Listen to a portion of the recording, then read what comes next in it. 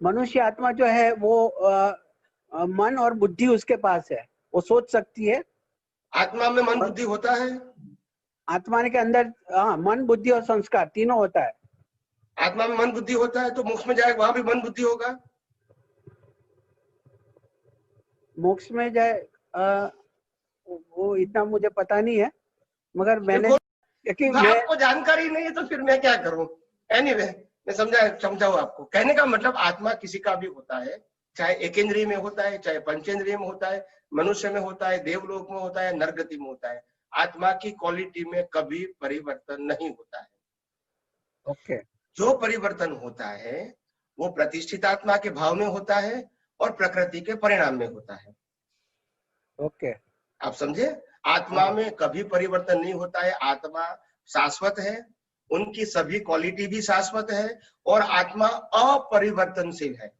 अगर लाख अवतार होंगे तो भी आत्मा अपरिवर्तनशील है, मगर उनकी हाजिरी में प्रतिष्ठित आत्मा ने जो कर्मचार्य किया है उसके आधार से उनका जो कर्म फल है, जीवन जिसको लाइफ बोलते हैं, वो सबका अलग अलग रहेगा। आप समझे? तो आत्मा में कभी गलती नहीं होती है, नंबर एक। नंबर दो, आपने कहा कि इंसान मर के इंसान ही बनता है, यानी मनुष्य के अंदर मनुष्य के बाद मनुष्य ही बनता है। ये आपने जो कहा ना, वो आपने सिद्धांत नहीं समझा। अच्छा। कोई भी आत्मा कोई भी गति में जन्म ले सकता है, इसको कहते हैं चारों गति। ओके। और चारों गति का सिंबल है स्वस्तिक। राइट। स्वस्तिक का मतलब होता है चारों गति में घूमना, देवलोक, मनुष्य लोक, नरक लोक और पशु लोक। जो व्यक्ति सेंटर में आ गई, स्वस्तिक के सेंटर में आ गई, उसका मोक्ष होता है। ओके। सेंटर का मतलब होता है जिन्होंने चारों में से एक भी गति का कर्म चार्ज नहीं किया है। क्या नहीं किया है? चार्ज नहीं किया है। मगर जो चार्ज पहले किया था वो तो डिस्चार्ज करना ही पड़ेगा। राइट।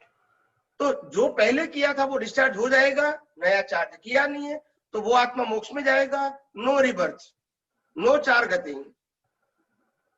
अच्छा, समझ में आ गया? समझ में आ गया। Okay okay.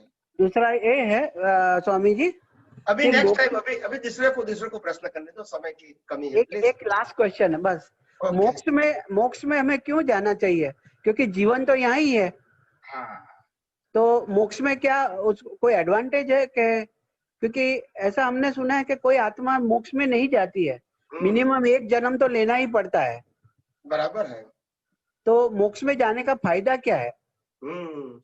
अगर आपको जेल के अंदर खाना पीना सब कुछ देंगे तो आपको अच्छा लगेगा ना?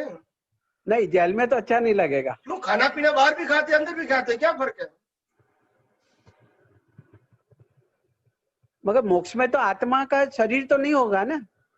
मैं वही तो कहता हूँ, मैं आपको समझाने की कोशिश करता हूँ ना बात को। अच्छा। कि what is the difference between बंधन एंड मुक्तता? खाना पीना घर पे भी है, खाना पीना जेल में भी है, मगर जेल पसंद नहीं है। ऐसे ये मन वचन काया है, वो एक कर्मों की जेल है। तो जेल को आप पसंद करोगे, जन्म मरण का चक्कर चालू रहेगा। जिसको जेल नहीं चाहिए तो मन वचन काया भी नहीं चाहिए। ओके। क्योंकि मन वचन काया ही तो कर्मों की भुगतान का साधन है। तो अगर ये मन वचन काया नहीं है तो फिर कर्म है ही नहीं। इसीलिए तो मोक्ष वाली आत्मा क्या जब करती आत्मा मोक्ष में जाती है तो उसको बॉडी नहीं होती है। बॉडी ही तो बंधन है, वही तो सबसे बड़ी जेल है।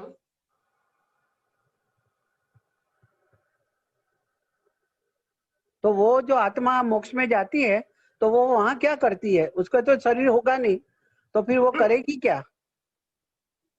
क्रिया करना वही तो मशीन का स्वभाव है, वो आत्मा का स्वभाव नहीं है। अच्छा, तो मोक्ष वाली आत्मा क्या मीन्स कुछ करेगी नहीं, अपने स्वभाव में रहेगी। अपने स्वभाव में। ये तो मशीनरी है। मन वचन काया तो मशीनरी है। मशीनरी कुछ भी करेंगी, उसे आत्मा से कोई कंसर्न नहीं है। ये राग करेंगी, द्वेष करेंगी, हंसेंगी, रोएंगी, आनंद व्यक्त करेंगी, दुख व्यक्त करेंगी, क्रियाएं करेंगी, जबान से बोलेंगी, सोचेंगी, ये सब मैकेनिज्म है। इसे आत्मा से कोई कंसर्न नहीं है। हाँ, आत्मा की हाजिरी से होता है, आत्मा नहीं करता है। ओके। और ये मशीन फिक्स है। राइट। ये कुदरत ने बनाया हुआ मशीन है। नेचर मेड है, मैन मेड नहीं है। राइट, वो तो बराबर है।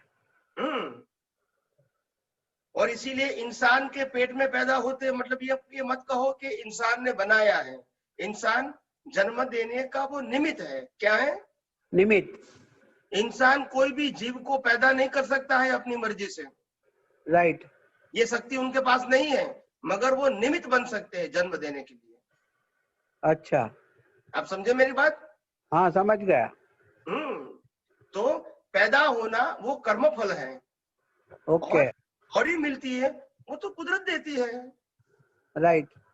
हमारी पसंद की नहीं है, हमारे कर्मों के मुताबिक कुदरत डिसीजन लेती है कि उनको मनुष्य बॉडी में जाएगा तो फिर कर्म भुगतान करेगा वहां। अगर आपका कर्म मानवीय है तो मनुष्य भाव मिलेगा आपको। अगर आपका कर्म पाशवी है तो कुदरत आपको पशु योनि का बॉडी देगा। अगर आपका कर्म राक्षसी है तो नरगति का बॉडी देगा। अगर आपका कर्म डिवाइन है तो देवलोक का बॉडी देगा। मगर बॉडी देने का काम कुदरत का है, क्योंकि जैसा कर्म वैसा आपको बॉडी भी देगा, तभी तो आप भुगतान कर सकोगे। राइट, बराबर। समझ में आया कि नहीं आया? समझ में आ गया। मगर माँ के पेट में कुत्ता बिल्ली पैदा नहीं होगा, इतना समझ लेना। ना वो तो बराबर है। हाँ। वो समझ गया।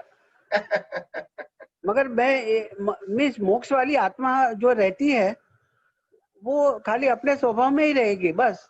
तो और क्या, विवाह भी तो प्रॉब्लम है। विवाह भी तो संसार है। स्वभाव का मतलब मोक्ष, विवाह का मतलब संसार। अच्छा, वो ओके। तो वेरी सिंपल है। अभी समझ में आया स्वामी जी। जय अभी आपको सच्चिदानंद।